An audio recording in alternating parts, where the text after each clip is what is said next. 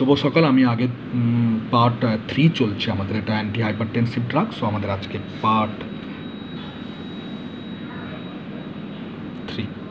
তো বেসিক্যালি আমরা systolic blood pressure আলোচনা করেছিলাম, এবং সিস্টোলিক ব্লাড প্রেশারের normal value according to American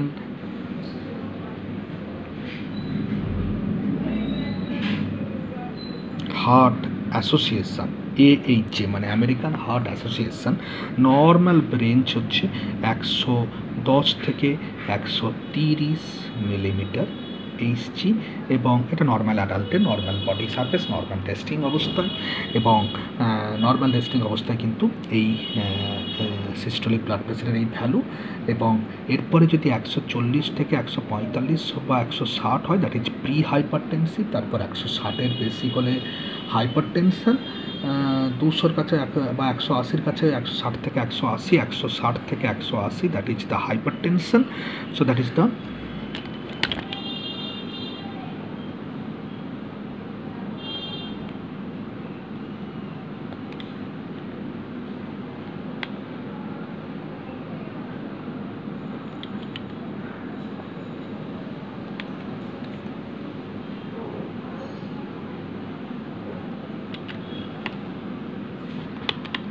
so 140 থেকে 160 নর্মালি প্রি হাইপারটেনসিভ, 160 থেকে 180 ইজ দ্য হাইপারটেনশন, এবং greater than 180 that is malignant hypertension. But সবগুলোই দেখতে পাচ্ছি আমরা সিস্টোলিক ব্লাড প্রেশার কিন্তু বেড়েছে। তারপরে আমরা একে বলতে পারি আইসোলেটেড সিস্টোলিক প্রি হাইপারটেনসিভ। কী বলতে পারি? আইসোলেটেড সিস্টোলিক, মানে শুধুমাত্র সিস্টোলিক ব্লাড প্রেশারটা বেড়েছে। So isolated systolic pre hypertensive, isolated systolic hypertensive, and isolated systolic malignant hypertensive বা টেনশন। ক্লিয়ার?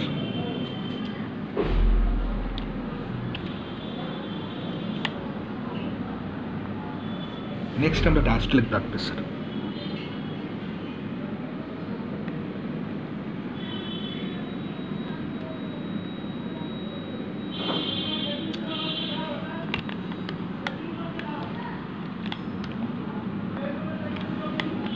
ধরো সিস্টোলের সময় কি হয়েছিল?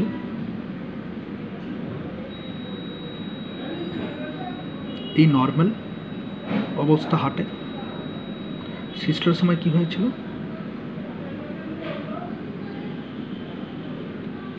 ভেন্ট্রিকলটা সংকুচিত হয়েছিল। ভেন্ট্রিকলটা সংকুচিত হতে কি হয়েছিল? এই ভাল্বটা কিন্তু বন্ধ, তখন মাইট্রাল ভাল্ব কিন্তু বন্ধ। ভেন্ট্রিকল যখন সংকুচিত হবে, মাইট্রাল ভাল্ব কিন্তু ব্যাক ফ্লো করতে পারবে না, মানে পিছন দিকে ফিরতে পারবে না, তখন যে সামনের দিকে থাকবে, তখন কিন্তু ভাল্ব খুলে গেছিলো। তার ফলে কিন্তু ব্লাডগুলো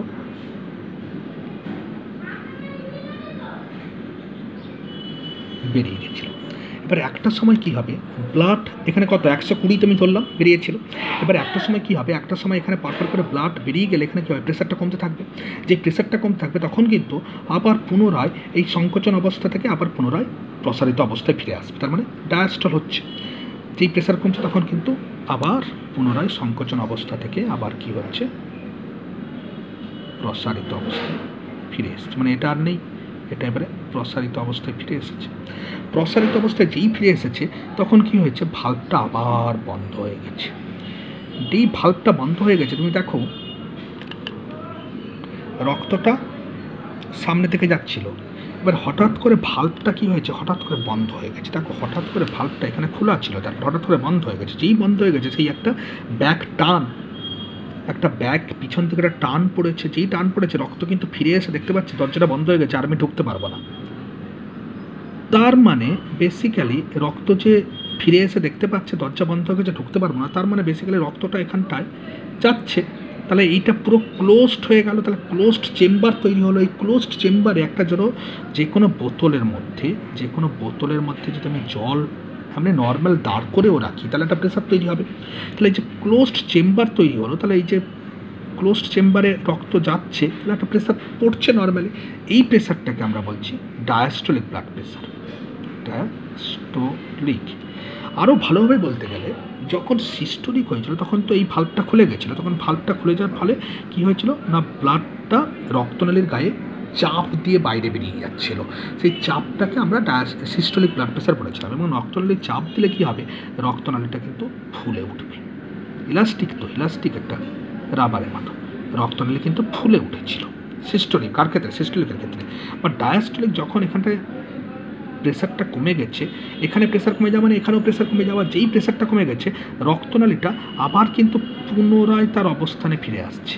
পুনরায় অবস্থানে ফিরে এলে এই যে ব্লাডটা যাচ্ছিল, ব্লাডের উপর একটা রক্তনালী চাপ তৈরি করছে, that is call diastolic blood pressure. Diastolic blood প্রেশারে ভাল্বটা বন্ধ হয়ে গেছে, ব্লাড ব্যাকফ্লো করতে পারছে না, তার ফলে একটা ক্লোজড এরিয়া বা ক্লোজড চেম্বার তৈরি হয়েছে। তুমি জানো একটা জলের বোতলের মধ্যে জলকে রাখলে সেক্ষেত্রে কিন্তু একটা তোমার প্রেসার পড়ে, তো that is normal static pressure. তো এখানে নর্মাল প্রেসার একটা তৈরি হয়েছে, that is diastolic blood pressure. কেন? তোমার ভেন্ট্রিকল ডায়াস্টোলের সময় তৈরি হয়েছে। আরেকভাবে বলতে পারি, যখন সিস্টল হয়েছিল তখন রক্তের গায়ে চাপ পড়েছিল, তারপরে রক্তনালীগুলো কী হয়েছিল, ইলাস্টিক হওয়ার জন্য ফুলে উঠেছিল।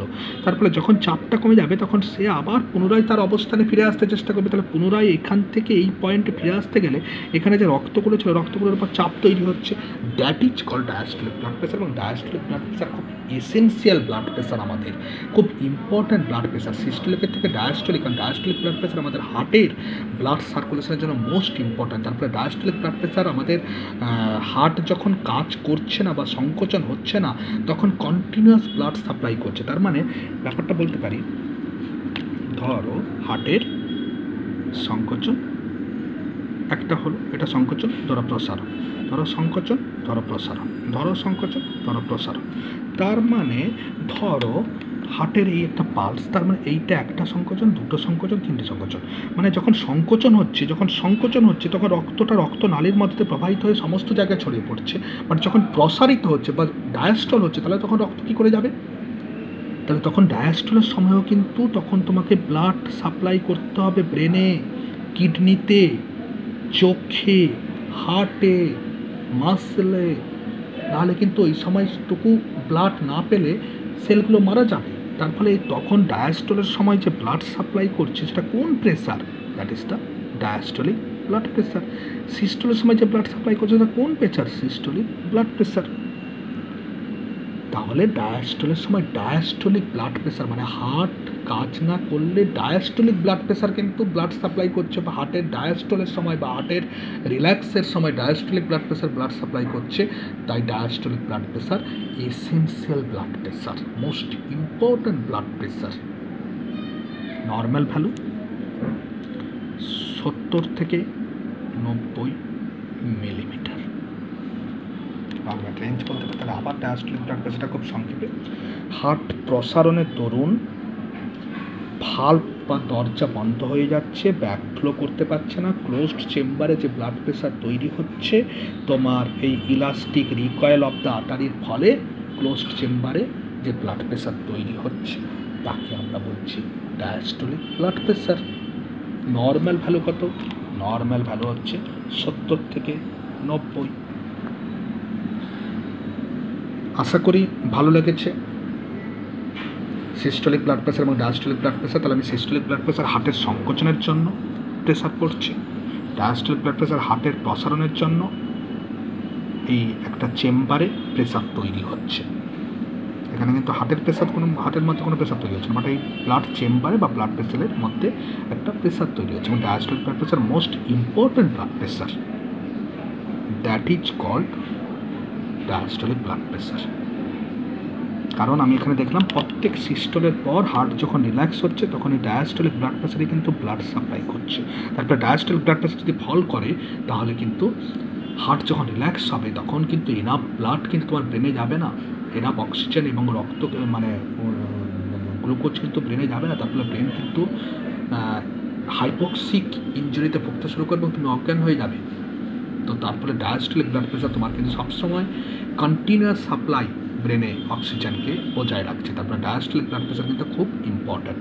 ডাক্তারের পরে কনভেনশনালি সিস্টোলিক ব্লাড প্রেসারকে উপরে লেখে, ডায়াস্টোলিক ব্লাড প্রেসারকে নিচে লেখে।